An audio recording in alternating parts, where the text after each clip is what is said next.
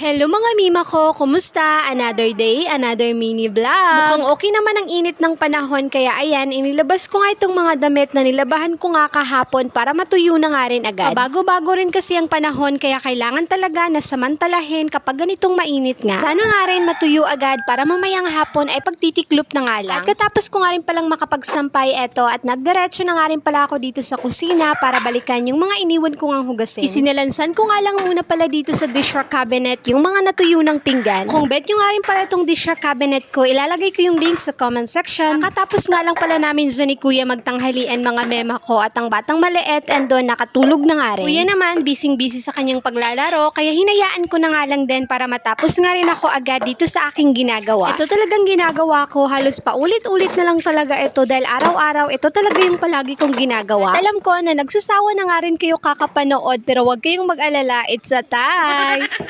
Pero alam nyo, kahit nakakapagod, yung ganitong paulit-ulit na trabaho at gawain sa bahay, napaka-satisfying din naman. Iba rin kasi sa feeling kapag magpapahinga ka na malinis at maaliwalas at wala ka nang nakikitang kalat or dumi. At tapos ko nga rin pala dyan makapaglinis, dumiretso na nga rin pala ako dito sa pinaglulutuan ko para mapunasan at mahugasan nga rin yung mga kaldero. Madami na nga rin kasing talsik ng mantika at bukod pa doon, marami na nga rin kasing dumi. Kung bet nyo nga rin mga memo ko itong gas to brack, ilalagay ko rin yung link sa comment section. Ewan ko kung ako lang yung nanay na kapag tulog ang anak ay hindi nga talaga ako nakikisabay lalo na kung may mga gawaing bahay pang ang naghihintay. Pwera na lang talaga akong masama ngayong pakiramdam ko at hindi talaga kaya ng katawan ko na kumilos. Ito kasing mga gawaing bahay, minsan ito na lang talagang pinagbubuntunan ko lalo na at nakakaramdam nga rin kasi ako ng stress. Char!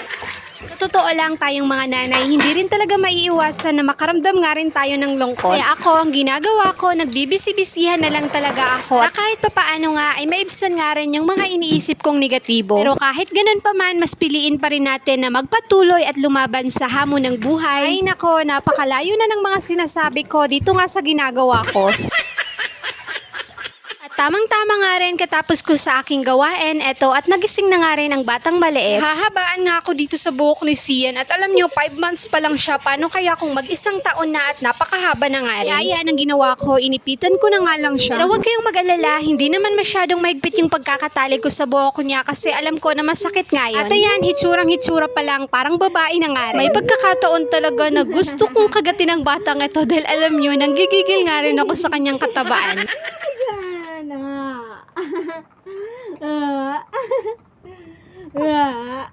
Laway-laway na. Hi, ikaw. Hi.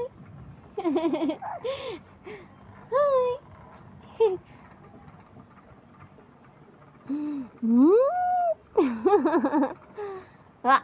At ayun lang naman ang kaganapan namin ngayong araw. Simpleng buhay, simpleng mini vlog. But anyways, ayun lang po muna. See you in my next vlog.